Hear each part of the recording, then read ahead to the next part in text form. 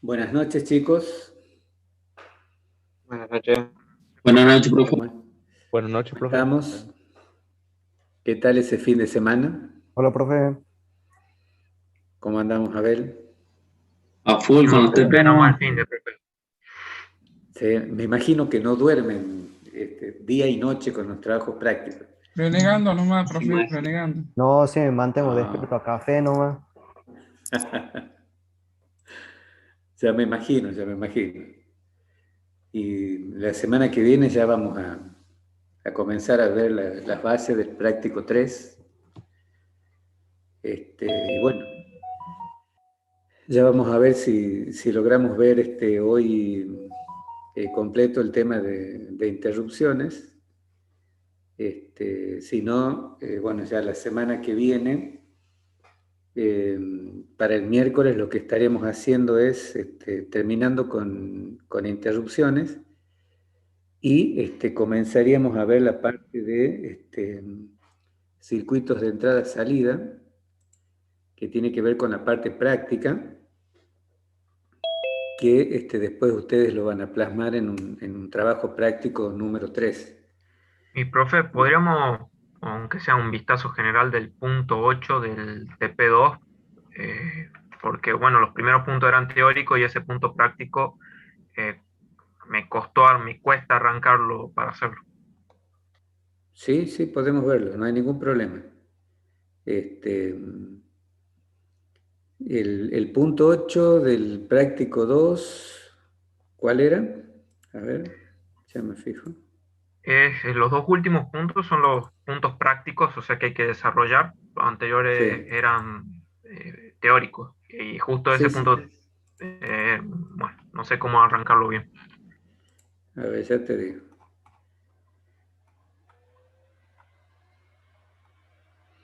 Ah, el punto 8, ustedes tienen que graficar las fases de búsqueda y de ejecución.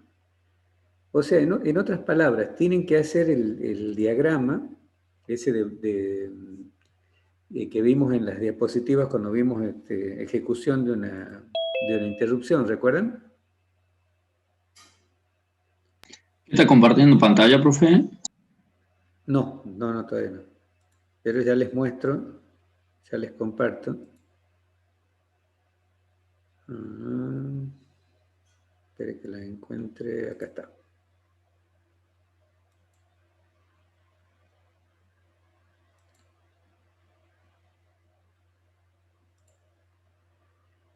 Sería el punto 8. Ahí lo pueden ver, ¿verdad? Sí, profe, sí se ve. Bien. Una pregunta, cuando yo les comparto pantalla, ¿ustedes me ven también a mí? Cuando Sí, hablo, profesor. Y la ¿me ven miniatura. también? Bien, bien, perfecto, perfecto. Sí, eso pregunto porque yo por ahí hago gestos y no sé si no me percaté de fijarme si realmente ustedes me veían, por eso les pregunto. Bueno, en el punto 8, como dice, bueno, graficar fase de búsqueda y ejecución tiene que ver con el desarrollo que habíamos visto de cómo la CPU ejecutaba las instrucciones, ¿recuerdan?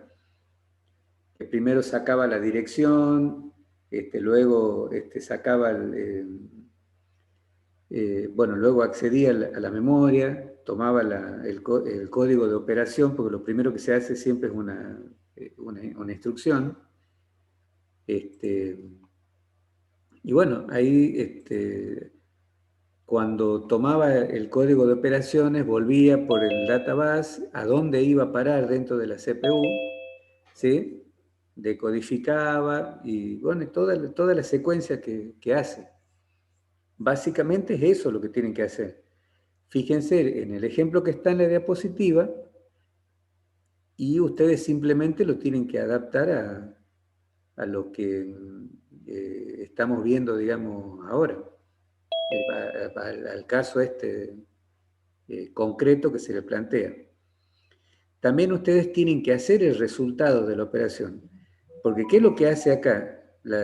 Primero mueve el contenido de la dirección 4F00 hexa, que acá te aclara que el contenido vale C3, y ese valor lo mueve al acumulador. Entonces ustedes tienen que hacer toda la secuencia, qué es lo que hace la CPU, la serie de pasos que hace la CPU para acceder, o sea, primero para buscar el código de la instrucción, decodifica, luego va, busca, genera la dirección 4F00, busca el dato, lo trae por el database, a dónde lo pone, ¿sí? Y bueno, ahí ejecuta la primera instrucción. Y después lo que hace es sumar el contenido del acumulador, que sería C3, con el valor inmediato 3CH. Como nosotros ya vimos modo de direccionamiento, ya saben que en la segunda línea corresponde un modo de direccionamiento inmediato, porque está directamente el dato de manera inmediata en la instrucción. En cambio, la primera sería un direccionamiento directo, porque estamos haciendo, digamos, estamos apuntando directamente a la posición de memoria donde está el dato. Y bueno, acá, o sea, una vez que ustedes expliquen todo eso, al final de todo, ¿qué es lo que hace la CPU? Ejecuta la instrucción de suma. Entonces ustedes tienen que aclarar que suma el contenido de AL con 3CH, que sería esto, y ¿a dónde lo guarda? Lo guarda en el acumulador, ¿recuerdan? Siempre que utiliza la ALU para sumar o para hacer cualquier operación aritmético o lógica, el resultado se acumula, se guarda en el acumulador. Y después, bueno, indicar el modo de direccionamiento, ya vimos más o menos cuáles son ambos modos de direccionamiento, y eso sería básicamente el punto 8. ¿Se entiende? Sí, profe, y el punto 9. Y bueno, el punto 9 te ubica en un modo de direccionamiento concreto, que es el modo de direccionamiento base más índice, ¿sí? Y acá te dice que vos escribas una instrucción que mueva un dato, contenido, en una dirección de memoria hacia el registro BX. Y luego te da el contenido de los registros que van a intervenir, ¿sí? en esa instrucción. El contenido de estos registros a vos te van a permitir tanto determinar, escribir la línea de instrucción, como por ejemplo, como este caso, por dato, no es el que estoy señalando, no es precisamente la línea de instrucción que corresponde a un modo de direccionamiento de base más índice, pero bueno, es un formato así, MOV, y ustedes verán que tienen que poner acá, para que mueva desde una dirección de memoria en particular hacia el registro BP, ¿sí? O puntero de base. Y de ahí, ustedes, bueno, armarán la línea de instrucción y van a indicar cuál es la dirección concreta de memoria a la cual apuntamos, basándonos en los valores de los contenidos de estos registros, ¿sí? Para eso ustedes tienen que ver en la parte teórica la parte de direccionamiento de base más índice, ¿sí? Cuando ustedes vean ese modo de direccionamiento, van a ver que es sencillo, no es, digamos, nada, no se les pide nada que les vaya a complicar tampoco la existencia. Simplemente se pretende que ustedes se ejerciten un poquito acerca de cómo se arman las direcciones, las instrucciones, perdón, y cómo aplicar un modo de direccionamiento en particular.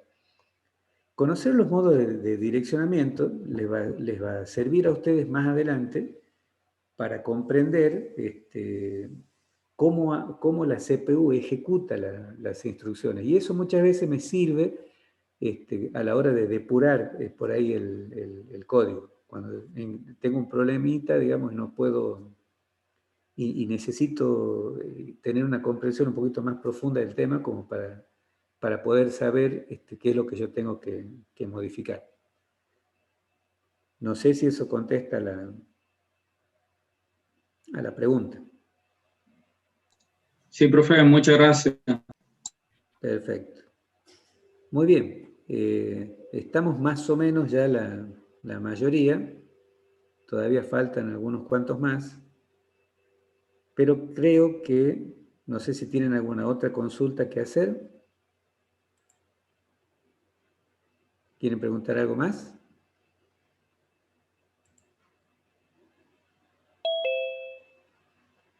No, profe. Bueno, entonces, a ver, voy a correr esto por acá.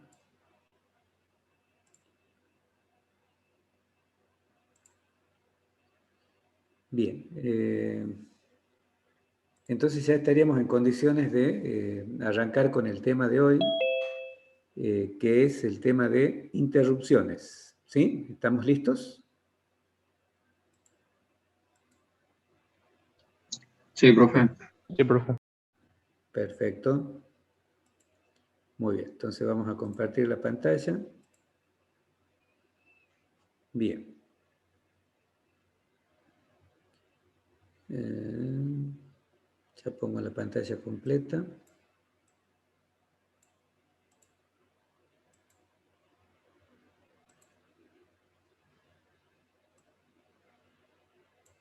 Estoy moviendo las ventanas que se me abren acá de Zoom, de Google, un montón de ventanas se me abren. Bien. Perfecto. Entonces, hemos compartido acá.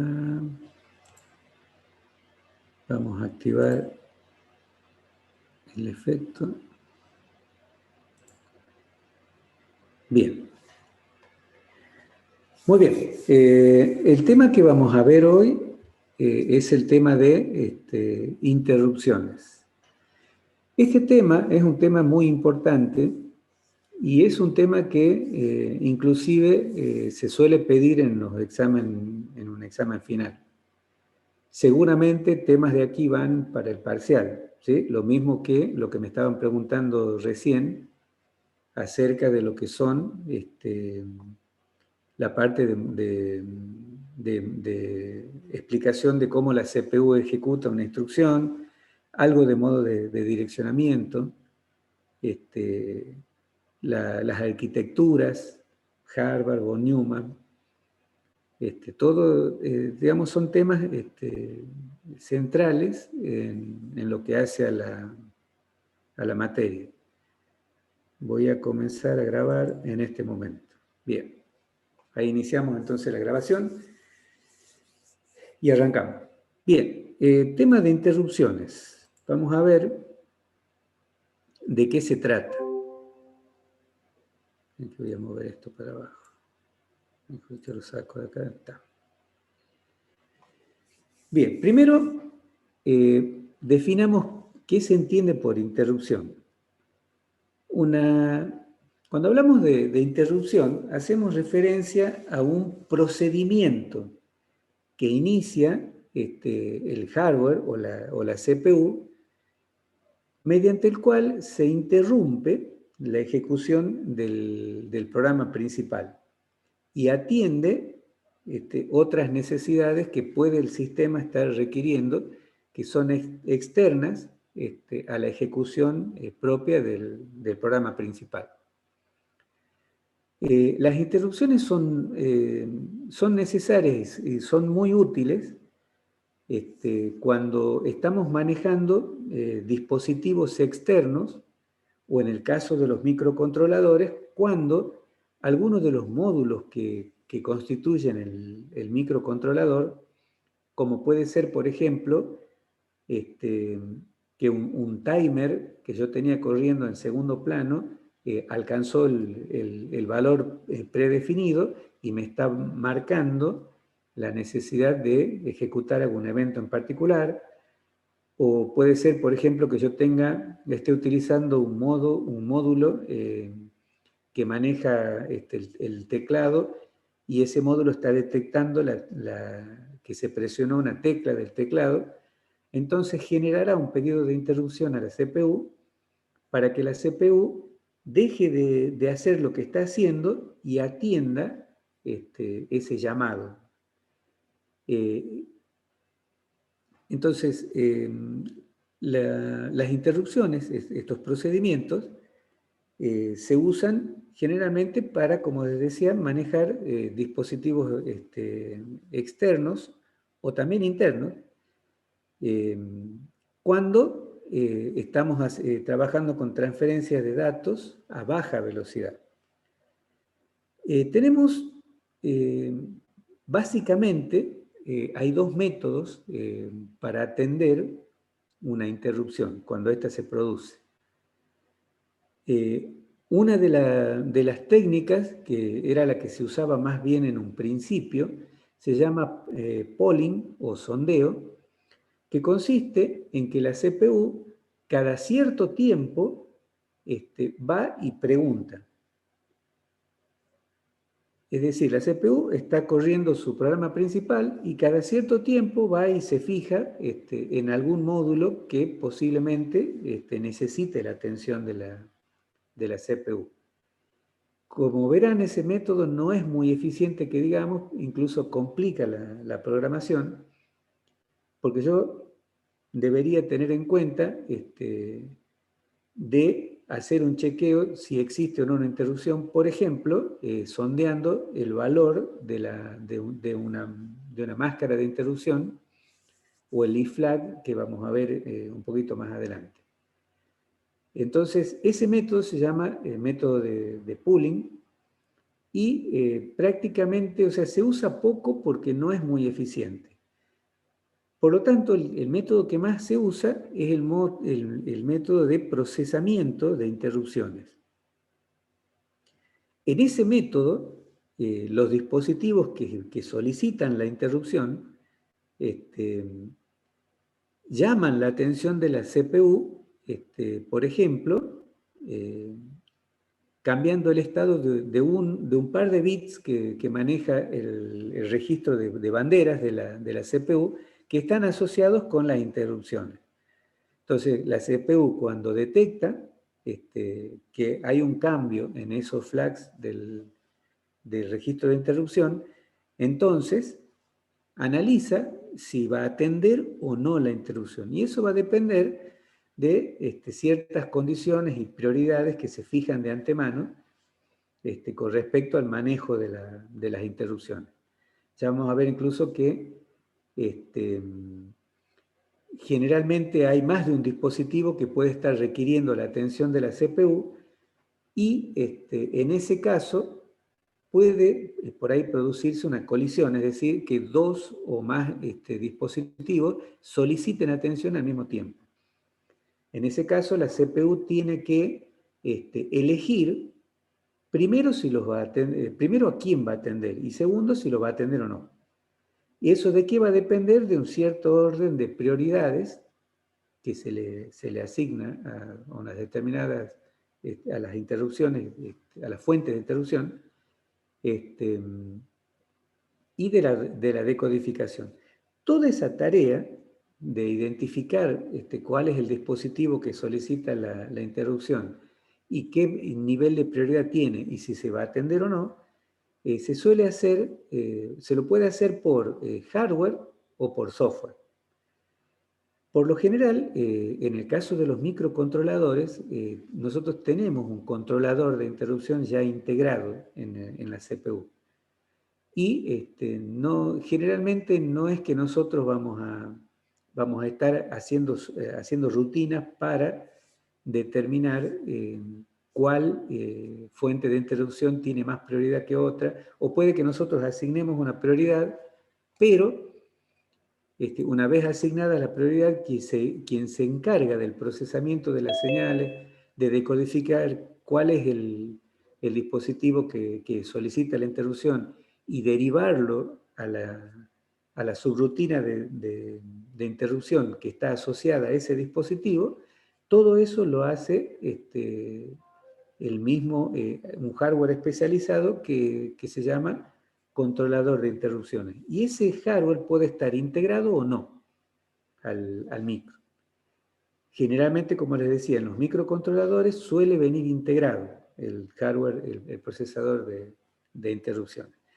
En nuestro caso, porque nosotros vamos a a abordar el tema de las interrupciones aplicando a los procesadores Intel para este caso, pero esto, digamos, tiene un tratamiento más general, cada marca tiene sus particularidades, pero con ver un ejemplo va a ser bastante útil como para entender cómo otros dispositivos atienden o manejan la cuestión de del procesamiento de las interrupciones.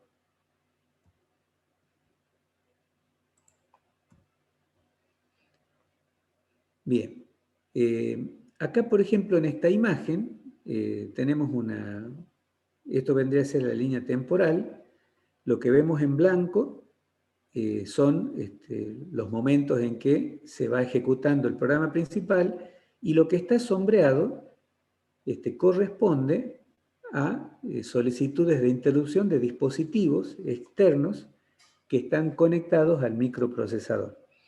En este caso, los dispositivos que solicitan interrupción son un teclado y una impresora, que están conectados al micro.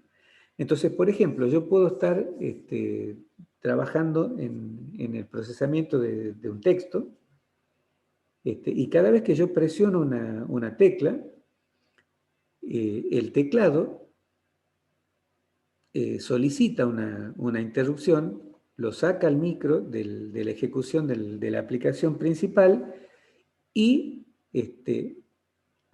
me deriva a una rutina que lee la tecla del teclado, decodifica y entrega un resultado que le es útil generalmente al programa principal. Lo mismo cuando el programa principal, o sea, desde el programa principal se manda, por ejemplo, a imprimir, entonces, al hacer alusión a la impresora solicita un pedido de interrupción para que el micro rompa la secuencia del programa principal y atienda a una subrutina que me va a manejar todo lo concerniente a la impresora para que se imprima 1 o n caracteres. ¿Sí?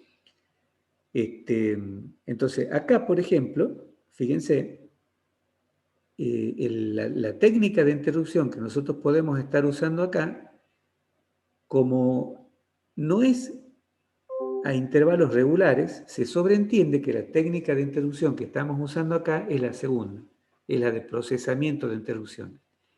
Si yo estuviera usando una técnica de polling, por lo general, la CPU cada cierto tiempo sondearía, se fijaría en el teclado, se fijaría en la impresora, ¿me entienden? Y en base a eso, si el teclado solicita interrupción, en ese momento va y lo atiende.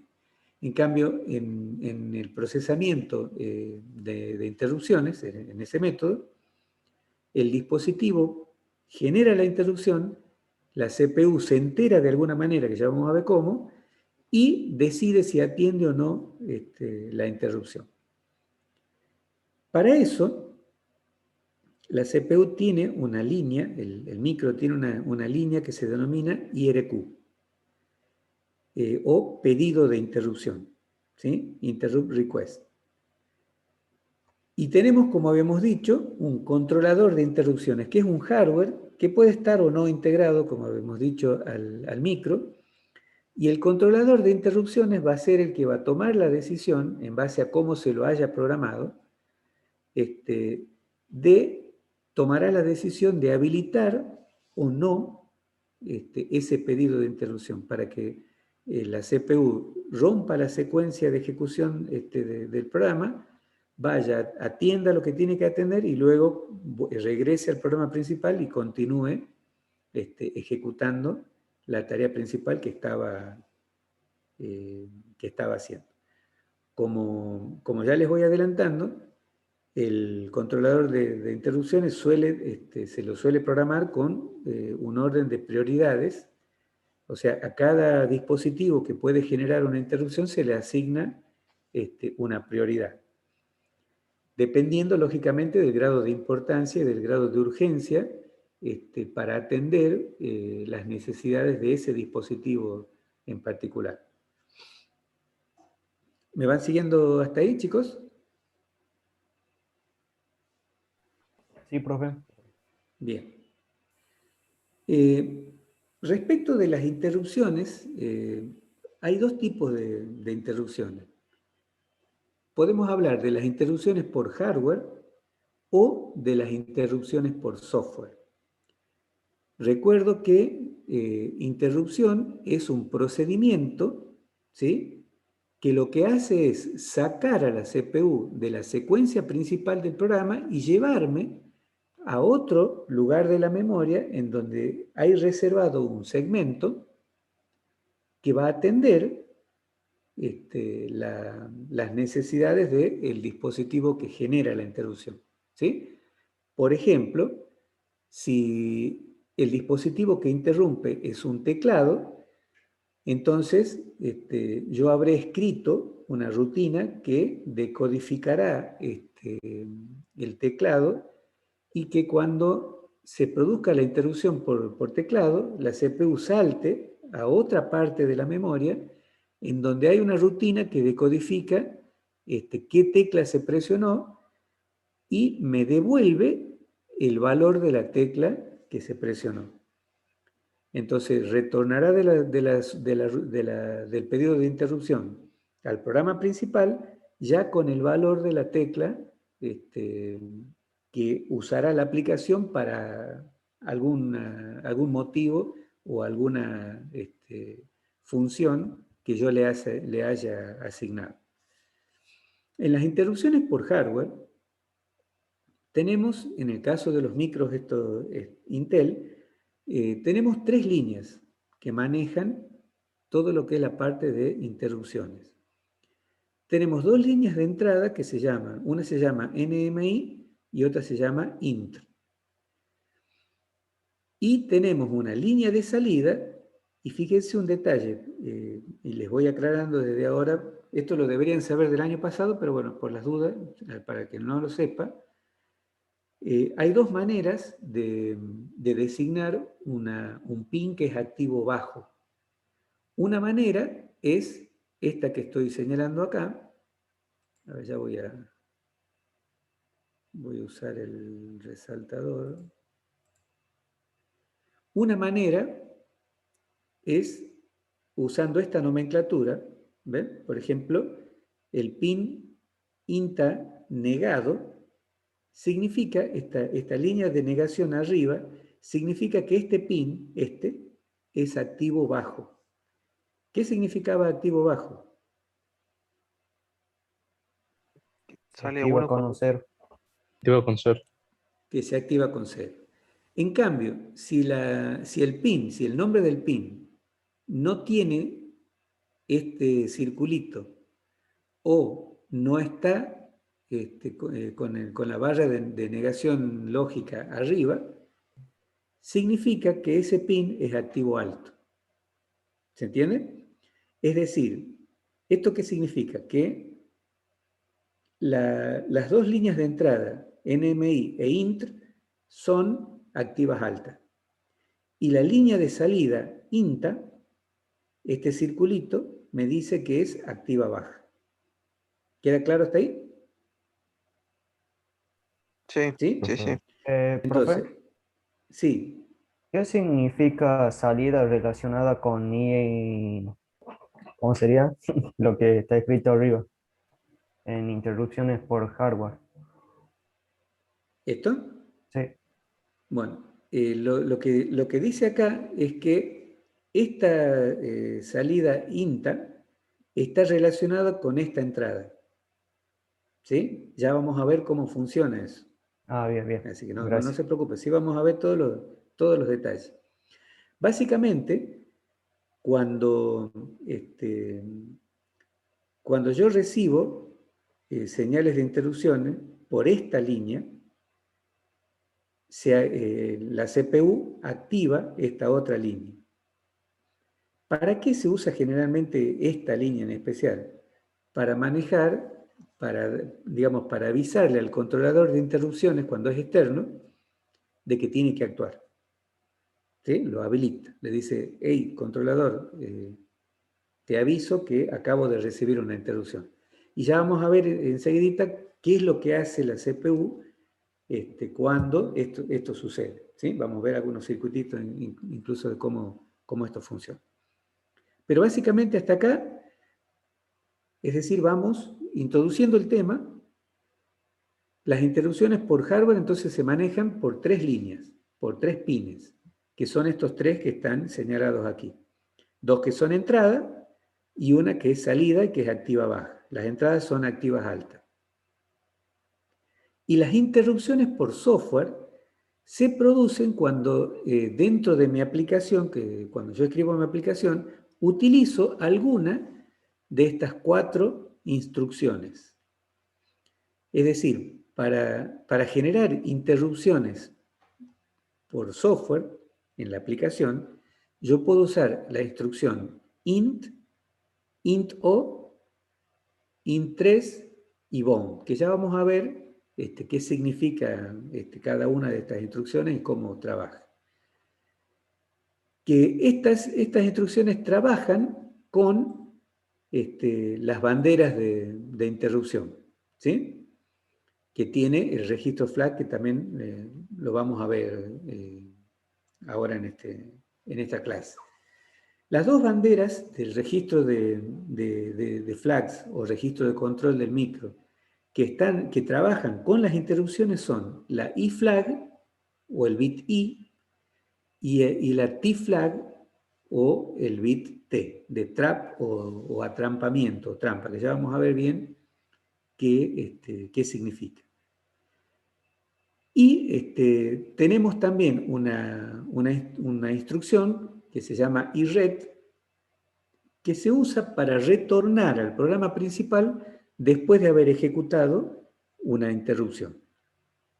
Los detalles ya lo vamos a ir viendo ahora nomás, enseguida. Los micros Intel trabajan con vectores de interrupción.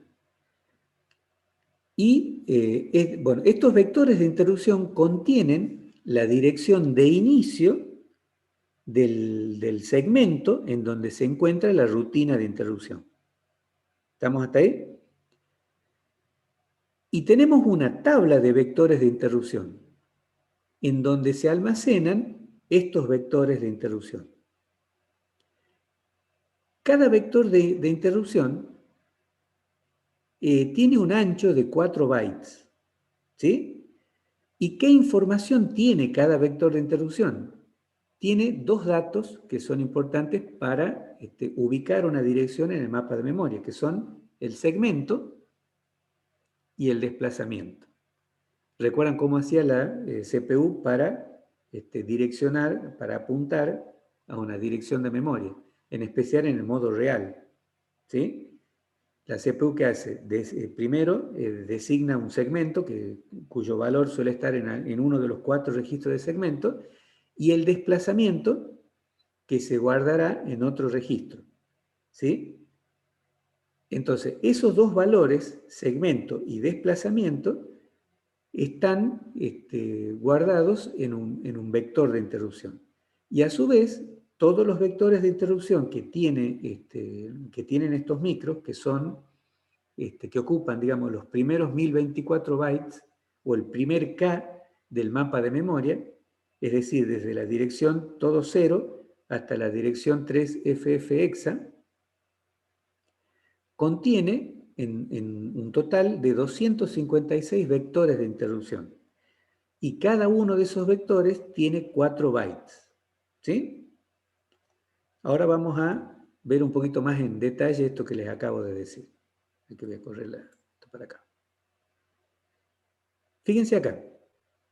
Acá tenemos un esquema de la tabla de vectores de interrupción.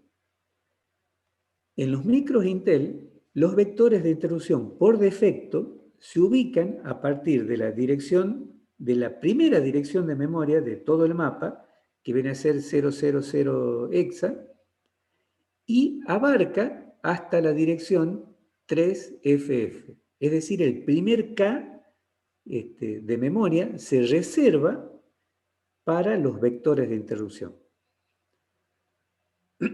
Fíjense acá, en esta imagen, vemos el contenido de un vector de interrupción.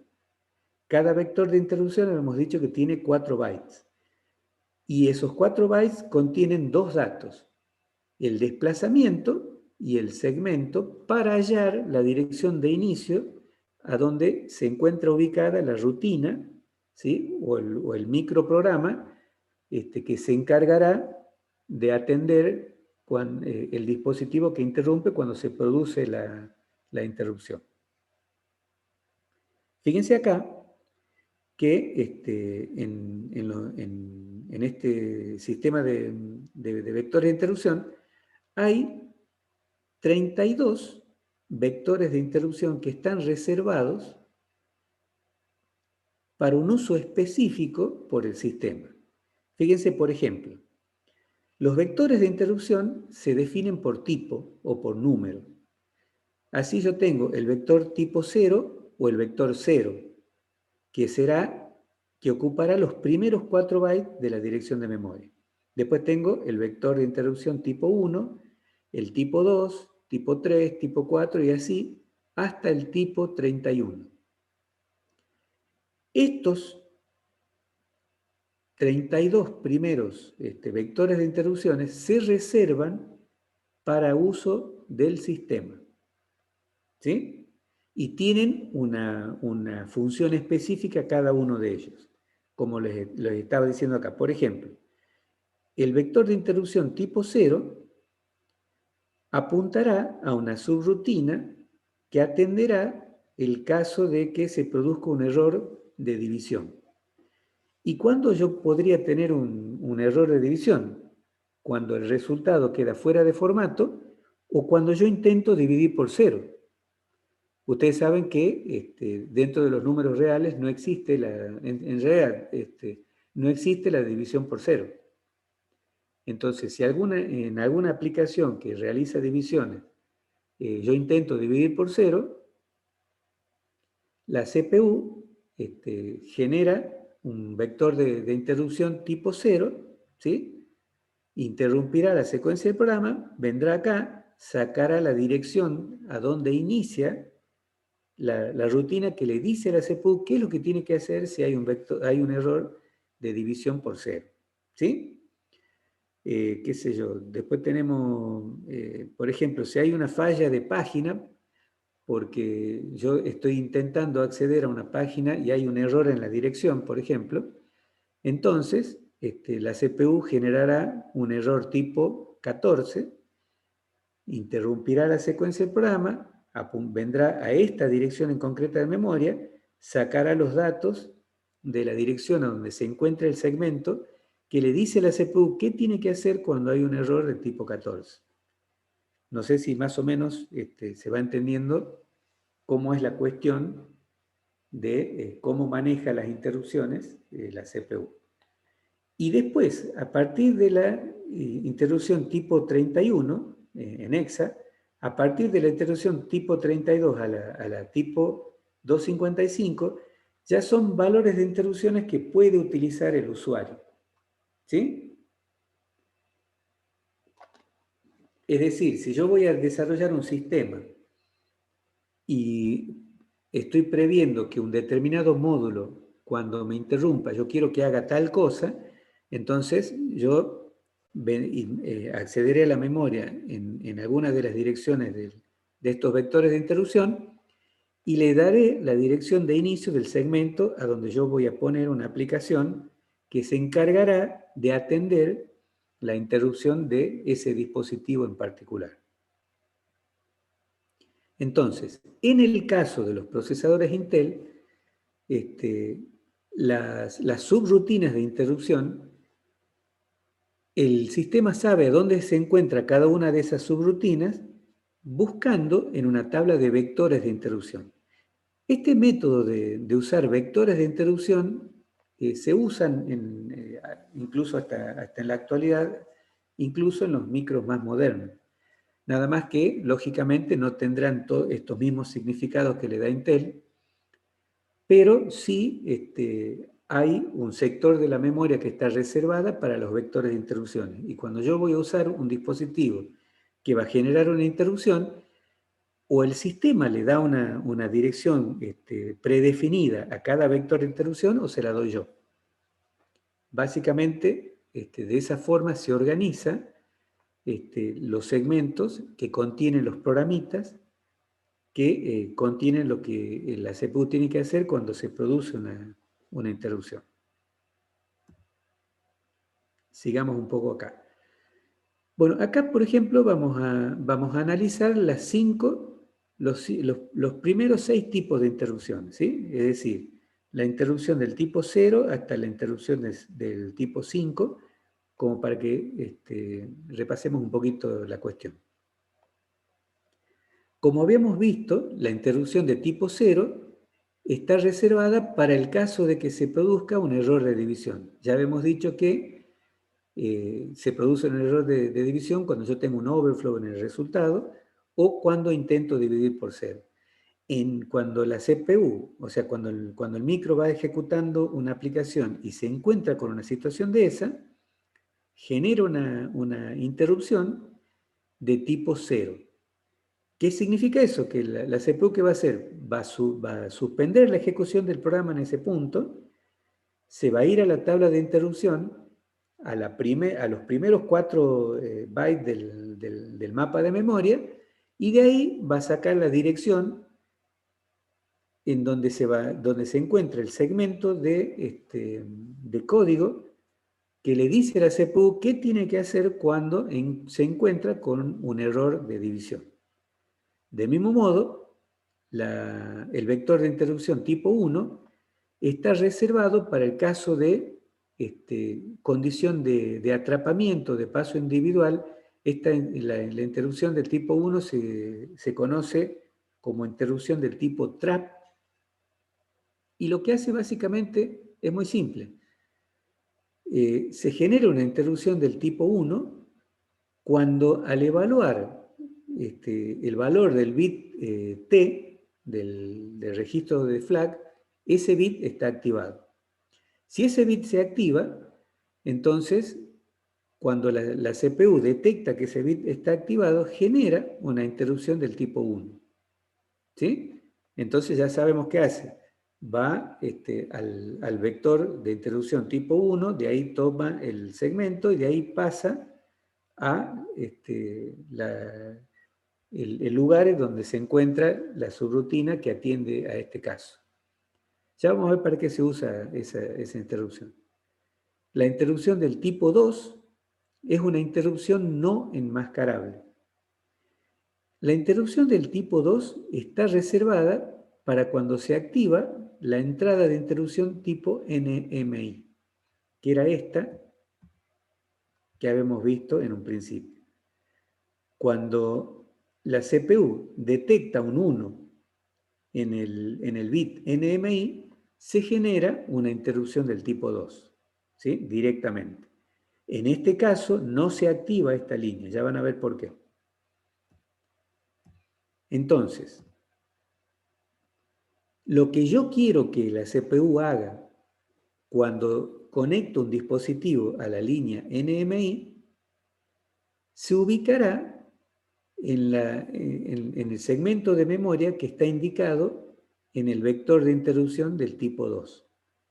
¿Sí? Es decir, o el sistema me dice a dónde reserva el espacio de memoria cuando tengo una interrupción del tipo 2, o esa dirección la asigno yo.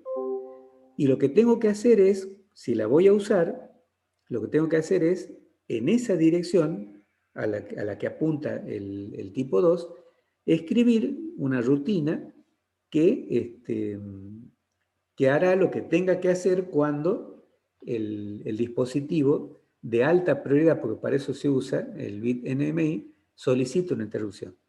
El bit NMI significa interrupción no enmascarable, no mask interrupt. Significa que cuando la CPU detecte una interrupción en el pin NMI, no la puede ignorar. ¿Se entiende? Esa es la diferencia entre la línea de entrada de interrupción NMI y la línea de entrada de interrupción INT. Cuando se activa esta es de alta prioridad, por lo tanto, la CPU no la va a ignorar y va a buscar la subrutina que atiende a este pedido de interrupción en la dirección indicada por el vector de interrupción de tipo 2. ¿Sí? La interrupción del tipo 3, también es una interrupción especial que se utiliza, por ejemplo, cuando hay, cuando yo utilizo un breakpoint en la depuración de un programa. ¿Saben lo que es un breakpoint, verdad? En la depuración de un programa. La traducción literal es punto de quiebre.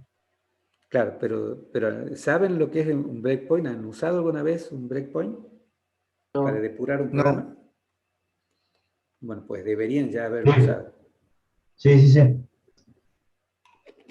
Por ejemplo, a ustedes les va a pasar por ahí que cuando escriban una aplicación, cuando desarrollen una aplicación y vayan a depurarla, generalmente cuando yo voy a depurar una aplicación, la voy a correr paso a paso, es decir, ejecutando línea por línea. ¿Sí? Cuando uso ese método, se usa la interrupción del tipo 1, trap. ¿Sí? Entonces, cuando el micro ejecuta una línea de instrucción y este bit está activo, lo que hace es, no ejecuta la instrucción siguiente, sino que espera hasta que el usuario le vuelva, digamos, a indicar que ejecute la línea siguiente. Por ahí, cuando yo voy analizando la ejecución de un programa, entro en un lazo, por ejemplo. Y yo ya sé que ese lazo funciona, entonces no tengo que estar haciendo todos los bucles de ese lazo para después salir de ahí y continuar con la ejecución del programa. Entonces, en ese caso lo que se hace es, se libera la ejecución del programa que yo estoy depurando hasta que encuentro un breakpoint. Es decir, que yo voy a señalar dentro de mi aplicación un punto del programa al cual, cuando la CPU llegue a ejecutar esa instrucción, se detenga ahí. ¿Se entiende? Entonces, yo cuando voy ejecutando, voy depurando mi programa, ejecutando paso a paso. ¿Sí? Y de pronto entro en un segmento del programa que ya está depurado y que me llevaría mucho tiempo ejecutarlo paso a paso, que generalmente son lazos. Entonces yo, para saltear el tener que fumarme de ejecutar paso a paso todo ese segmento del programa, directamente me voy más abajo, señalo una instrucción y pongo un breakpoint, le indico al depurador un breakpoint en un punto determinado. Bueno, en ese caso, cuando yo genero un breakpoint, entonces la CPU lo que va a hacer es ejecutar una interrupción del tipo 3. ¿Se entiende? ¿Estamos? Sí. Bien, entonces ¿eso qué significa? Que la CPU va a ejecutar secuencialmente todas las interrupciones, va a seguir con la ejecución del programa hasta que encuentre una instrucción marcada como breakpoint. En ese caso, ¿qué hace la CPU? Genera una interrupción del tipo 3 y saltará al segmento al cual apunta int3 y de ahí verá qué es lo que tiene que hacer. Generalmente, ¿qué es lo que hace? Se detiene ahí y espera que el usuario, digamos, le dé una señal para que destrabe ese bloqueo y continúe la ejecución del programa. ¿Me siguen entonces hasta ahí? Sí. Van viendo más o menos cómo se maneja la cuestión de la interrupción. Después tenemos el vector de interrupción tipo 4, que está reservado para el caso de overflow. Cuando yo ejecuto una operación aritmética o lógica y se produce un overflow, Entonces, en el bit O del registro flag se pone en 1. Cuando la CPU detecta que hay un overflow, entonces genera una interrupción del tipo 4. ¿Sí? Bueno, y va ahí, y ahí verá qué es lo que tiene que hacer la CPU. La interrupción del tipo 4 se suele activar cuando yo en mi ejecución de programa utilizo la instrucción int o.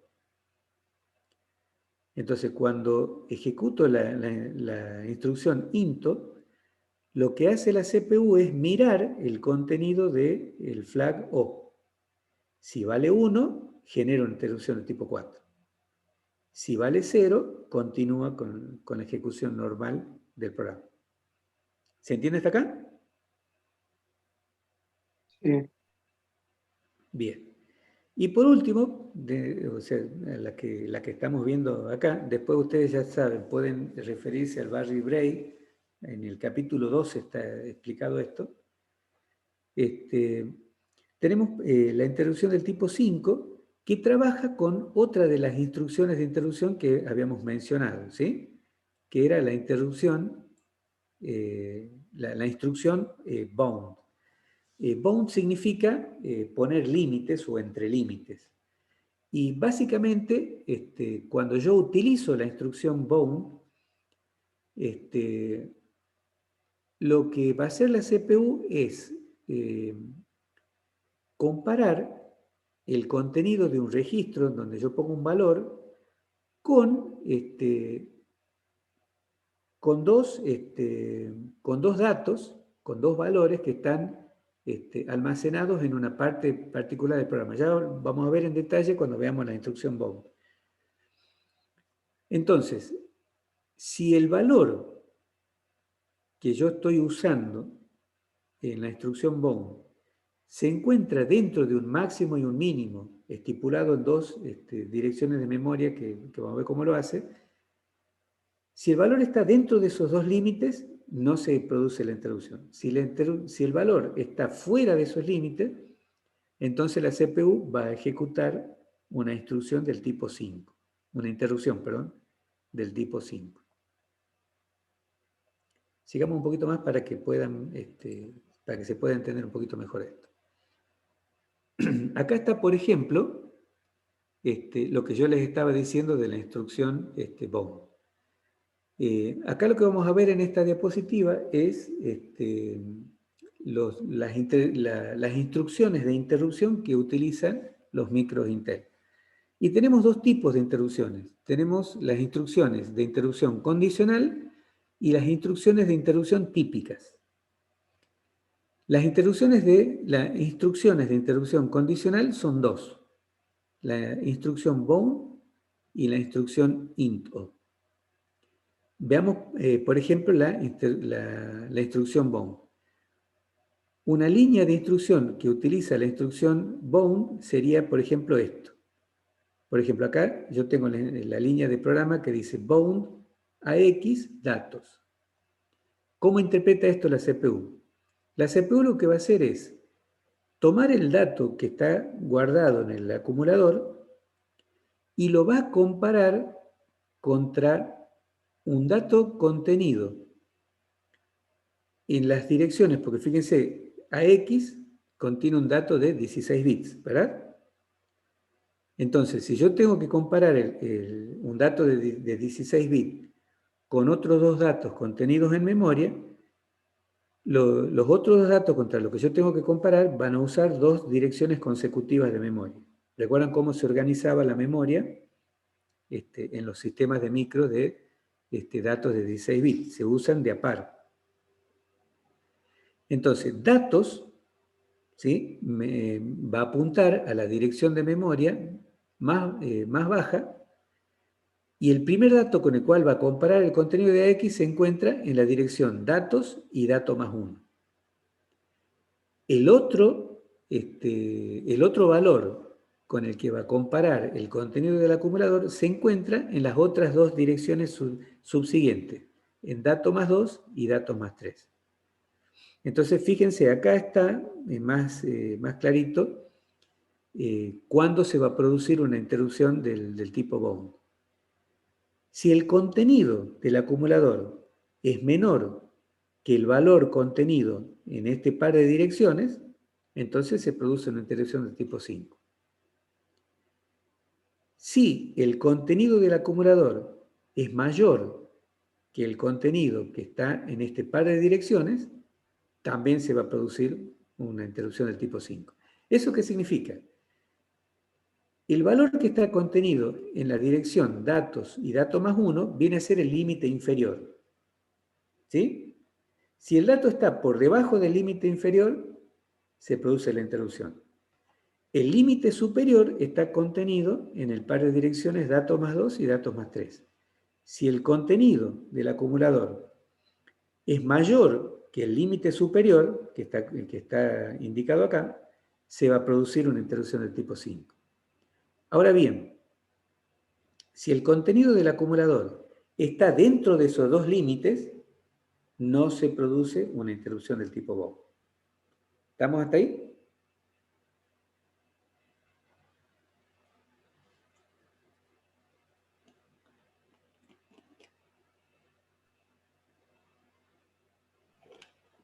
Sí, Qué silencio. no está difícil, la verdad. Bien. Es cuestión de que se concentren y que sigan la explicación.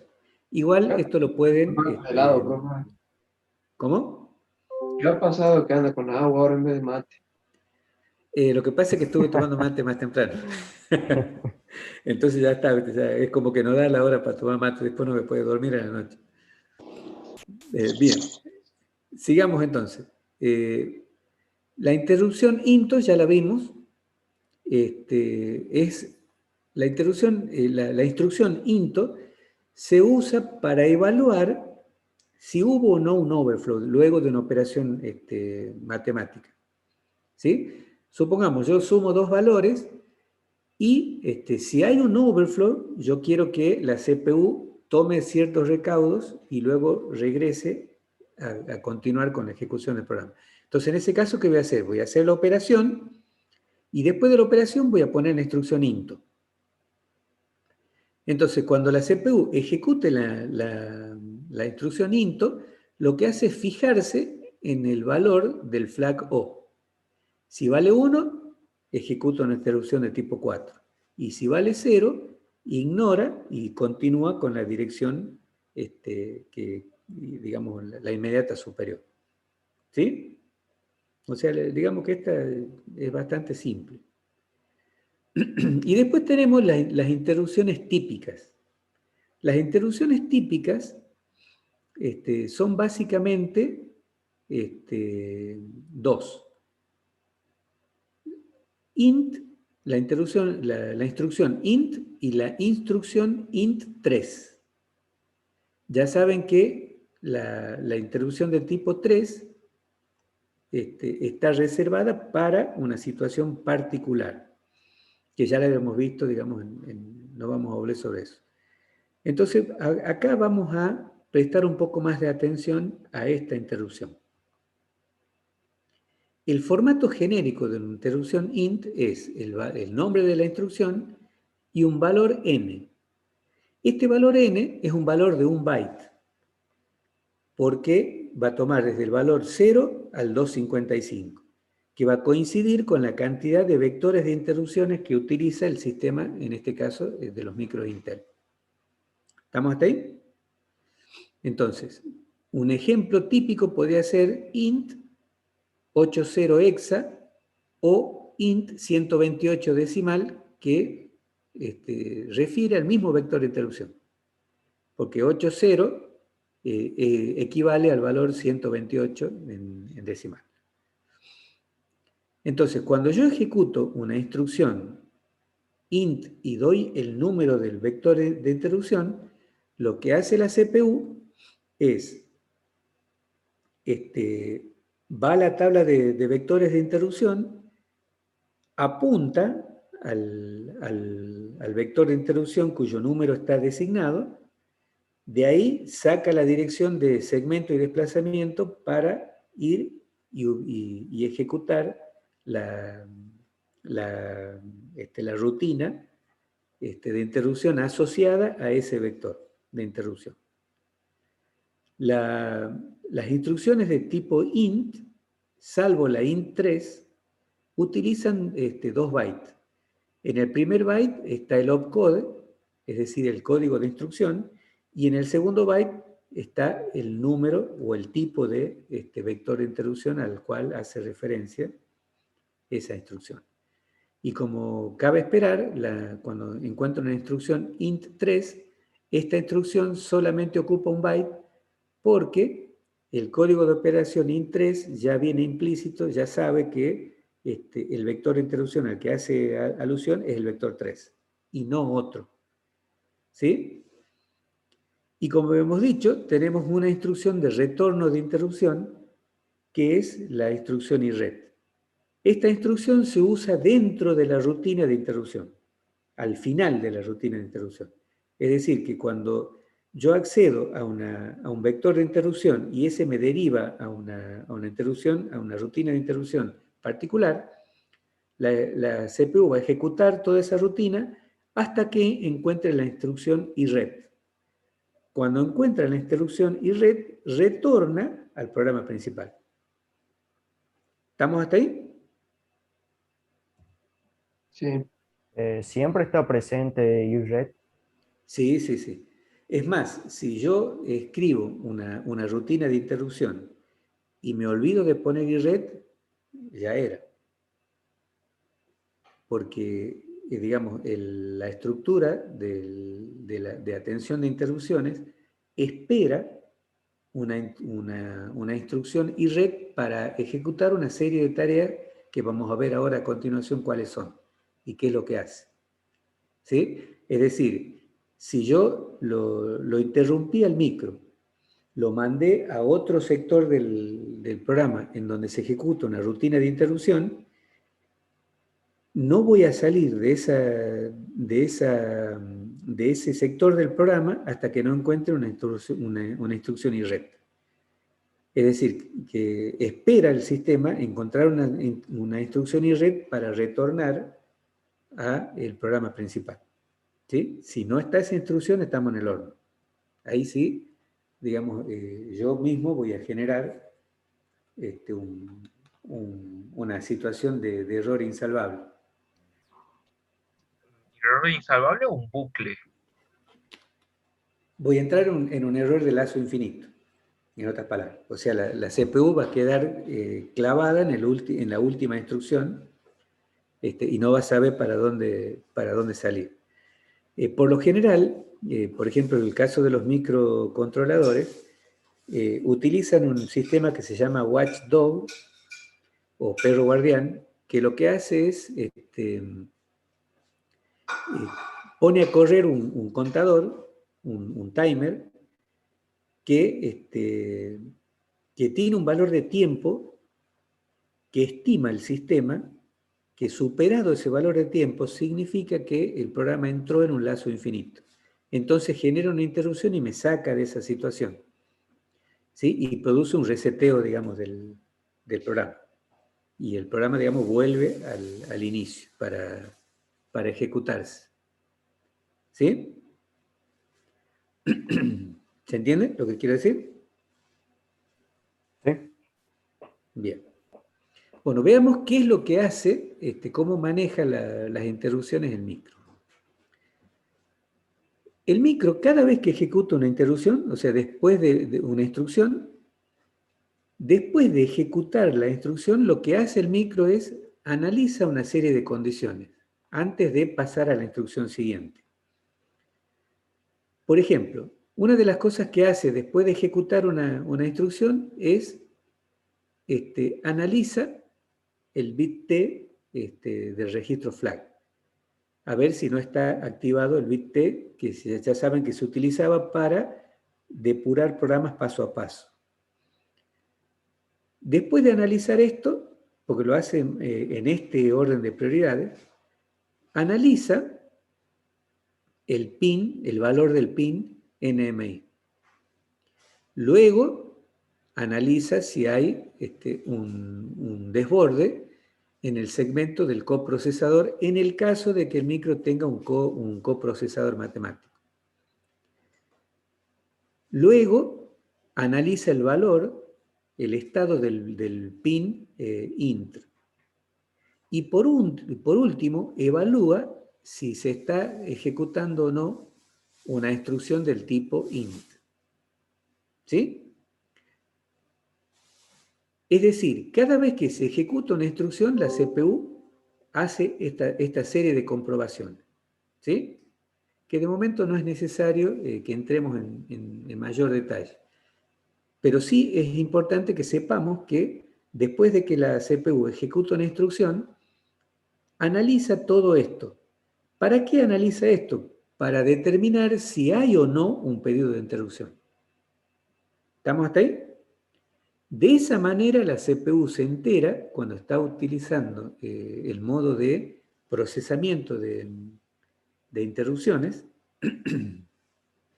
de esa manera la CPU se entera si hay en curso un pedido de interrupción. Fíjense que analiza las dos entradas de interrupción entre varias cosas que hace. Luego, si hay, o sea, si la CPU determina que hay un pedido de interrupción, lo que hace es analizar las prioridades. Si procede a atender la interrupción, lo que hace la CPU es salva el contenido del registro de banderas y lo mete en un segmento de memoria que se llama stack o pila, que ya lo habíamos mencionado cuando vimos la parte de cómo se segmentaba la memoria. Ya saben que el segmento de pila o de stack se utiliza para el caso de interrupciones, ¿sí? En ese segmento se guarda, lo primero que hace con la CPU cuando encuentra una interrupción y la va a atender, es guardar el estado actual del registro de banderas. ¿Sí? Lo copia y va y lo guarda en el segmento stack, en el segmento pila. A continuación, borra las banderas de interrupción que son IF y TF. ¿Sí? Esto lo que hace es deshabilitar las entradas, los terminales int. ¿Sí? Y la característica de trabajar en el modo paso a paso. A continuación, guarda el contenido del segmento de código, ¿sí? Lo copia y lo pega y lo guarda ¿en dónde? También en la pila. ¿Me van siguiendo? Fíjense que lo que está haciendo es salva el contenido del registro de banderas, borra las banderas de interrupción, guarda el segmento de código. Ya vamos a ver para qué lo hace.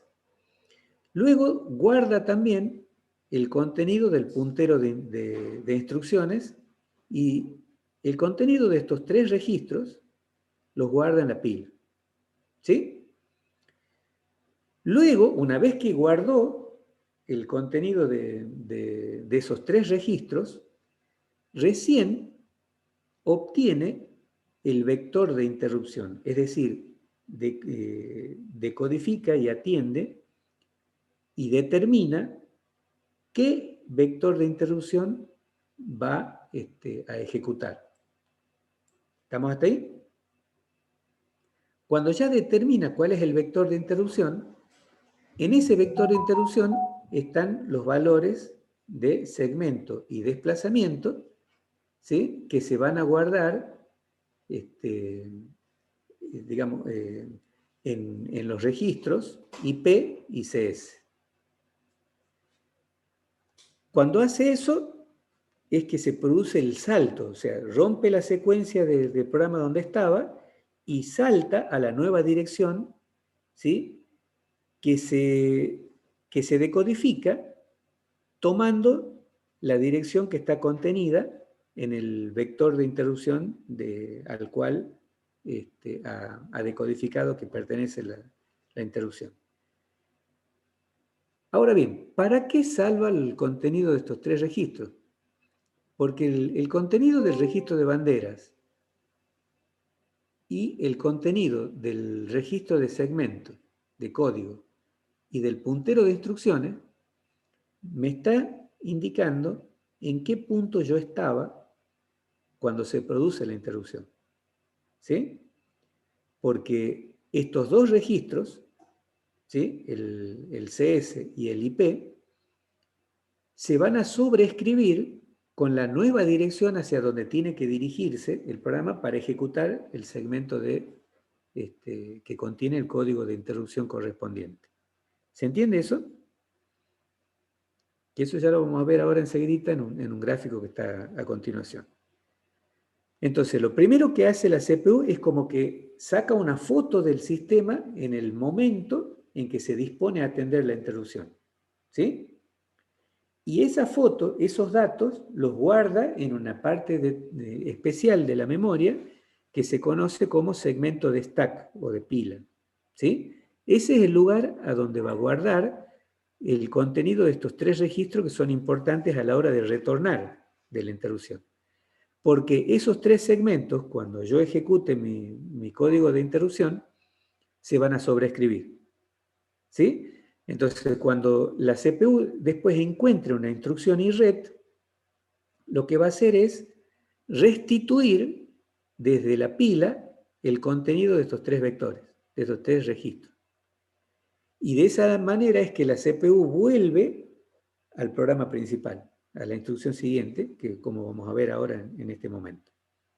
Esta parte es muy importante que ustedes la entiendan bien. Veamos, en este gráfico está explicado, digamos, un poco lo que yo les estaba diciendo recién. Este gráfico contiene este segmento de la memoria, es el programa principal, y está ordenado con su inicio abajo y el final del segmento del programa principal arriba. Es decir, que las direcciones de memoria, las más bajas se encuentran acá, y voy subiendo en el mapa de direcciones de memoria en el programa principal. De hecho, todos los segmentos que yo estoy utilizando acá tienen su dirección de inicio abajo y su dirección final arriba. ¿Ven? Acá yo tengo el segmento de la memoria que corresponde a la tabla de vectores de interrupción. ¿Sí? Entonces, acá al inicio estará el vector de interrupción de tipo 0. Y de ahí hacia arriba, ¿sí?, se encontrarán los distintos tipos de vectores de interrupción. Este segmento de la memoria contiene, digamos, el servicio de interrupción del tipo N, ¿sí?, al cual hace referencia cada uno de estos vectores de interrupción. Acá yo tengo, como si yo hiciera una lupa del contenido del vector tipo N, y acá muestro el contenido de un vector particular. ¿Cuáles son los datos que contiene? El segmento y el desplazamiento. ¿Sí? Con estos 2 valores es que la CPU encuentra el inicio del servicio de interrupción correspondiente al vector tipo N. Acá tengo el segmento de memoria reservado para la pila, para el stack. ¿Sí? Y en este caso, fíjense que es al revés. El inicio está arriba y el final del segmento se encuentra abajo. Ya vamos a ver por qué. Y acá están los 3 registros de la CPU que la CPU por defecto guarda cuando va a atender una interrupción. ¿Sí? Ahora, si yo quiero que la CPU guarde algún otro valor de otro registro, ya lo tengo que hacer de manera particular. Yo tengo que indicar a la CPU que cuando se produzca una interrupción, guarde el contenido de tal registro y ya sabe que lo va a almacenar en la pila. ¿Sí? Bien, ya entramos en tiempo de descuento, así que vamos a cerrar esto y vamos a terminar la clase en este punto. Veamos entonces cómo funciona el servicio, la parte, el método de codificación de interrupción. La CPU va ejecutando un programa, ¿sí? El programa principal. Entonces va ejecutando instrucción por instrucción, ejecuta esta, y vamos a suponer que cuando esté ejecutando la instrucción del tipo N, se produce un pedido de interrupción por parte de un módulo externo al micro. Entonces, la CPU, ¿qué hace? Termina de ejecutar esta instrucción, la instrucción N, y analiza, ¿sí?, lo que hemos visto que analizaba, y determina que existe un pedido de interrupción. La CPU se dispone a atender esa instrucción, porque si la instrucción está enmascarada, ¿qué hace? La va a ignorar y va a continuar con la instrucción n+1 y va a seguir. Pero en este caso vamos a suponer que se produce un pedido de interrupción y que la CPU la va a atender. Entonces, ¿qué es lo que hace la CPU? Detiene la ejecución del programa después de la interrupción del tipo N. ¿Sí? Después de ejecutar la instrucción N.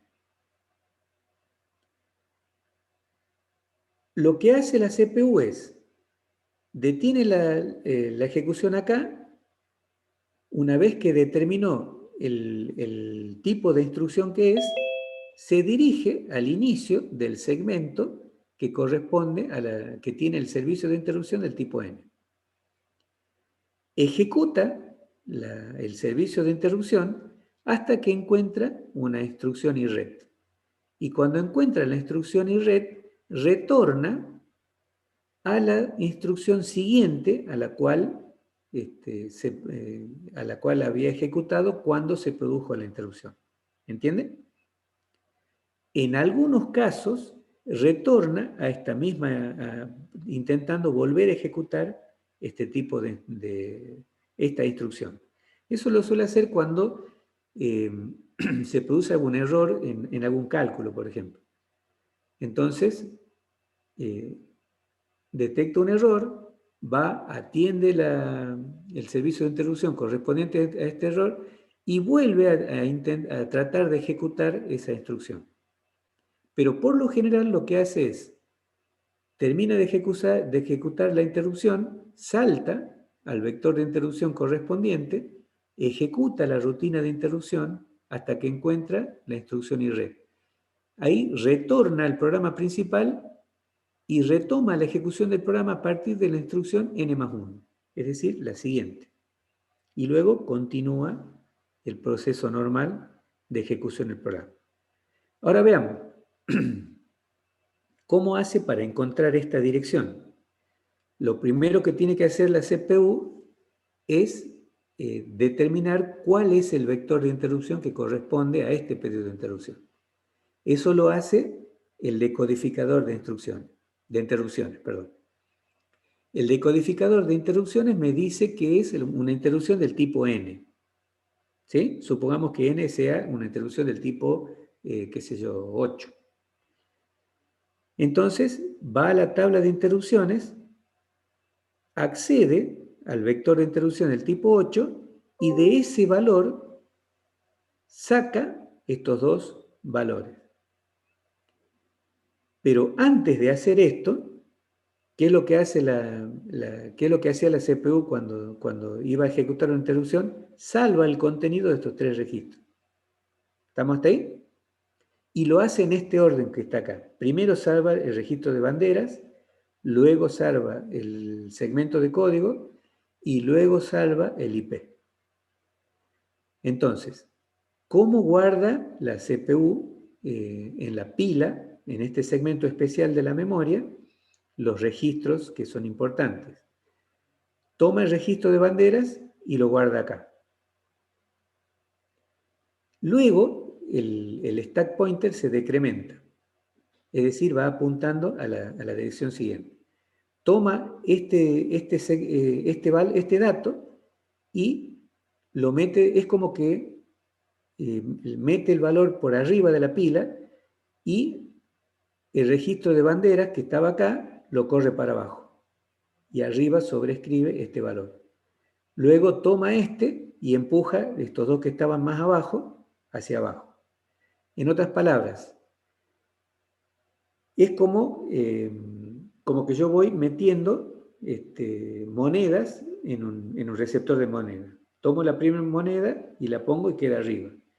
Viene la siguiente moneda y empuja la que estaba arriba hacia abajo y ocupa su lugar. Luego viene la siguiente, empuja las otras dos hacia abajo y llega, y la última queda arriba. ¿Está? De forma tal que una vez que salvó estos tres contenidos, el segmento de pila va a contener en esta posición el registro de bandera, luego CS y luego IP. Y el stack pointer va a quedar apuntando aquí. Cuando retorna de las interrupciones, lo que hace es restituye los registros tomando primero luego y luego este. Y va y lo sobreescribe acá. De esa manera reconstruye la dirección de memoria n+1. Entonces, volvamos. Atiende la interrupción. Cuando va a atender la interrupción, lo que hace es salva el contenido de los registros, estos tres, en la pila.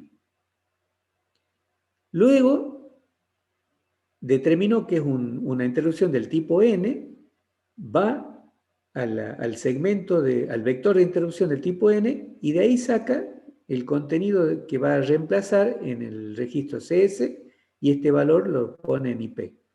Entonces la CPU pasa de estar apuntando acá a estar apuntando ahí. ¿Entienden cómo hace ese salto? Cómo reemplaza el contenido de CS y de IP y apunta ahora a otra dirección de memoria, que es esta. ¿Está? Sí. Entonces, cuando llegó acá, comienza a ejecutar la subrutina de interrupción hasta que encuentra una interrupción IRRED. Cuando encuentra la interrupción IRRED, restituye, o sea, primero restituye estos contenidos a los registros de la CPU, ¿sí? Al restituir esto, entonces la CPU va a volver a apuntar, va a dejar de apuntar acá y va a comenzar a apuntar a esta dirección. Entonces, ¿qué hace la CPU? Vuelve al programa principal, ejecuta esta y continúa con la secuencia normal del programa. ¿Estamos hasta ahí? Sí. Sí, profe. Bien. Esto es lo que ustedes tienen que meditar, analizar y ver en detalle. Porque esto es la manera normal en la que los programas, voy a detener ya la grabación, en que los sistemas los sistemas embebidos, los sistemas basados en micro, hacen, esto es lo que hacen los micros cuando tienen que atender una interrupción. ¿Sí? Ya saben, atender una interrupción significa romper la secuencia de ejecución del programa, ir a otro segmento de la memoria, ejecutar otro programita, y luego cuando encuentro IRRED, retorno al programa principal y continúo con la ejecución normal del programa.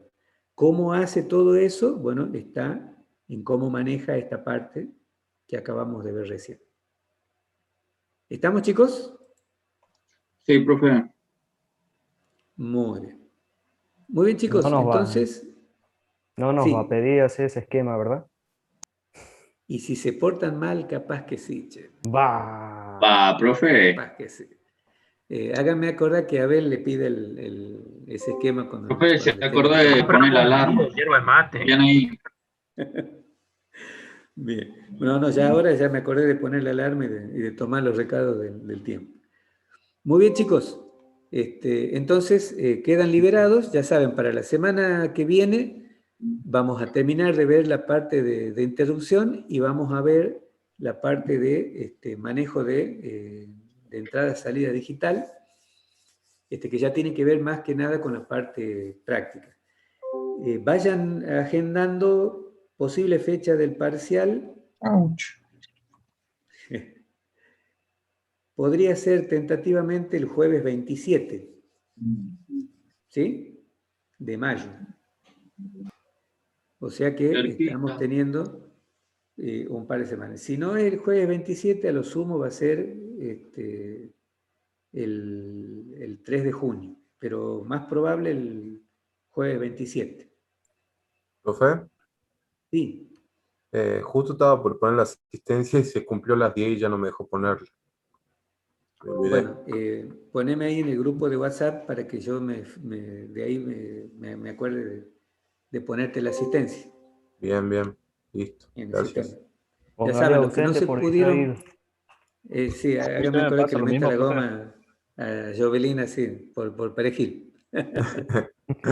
Oh, profe. Bien, Bueno. bien, ya me conocen algunos.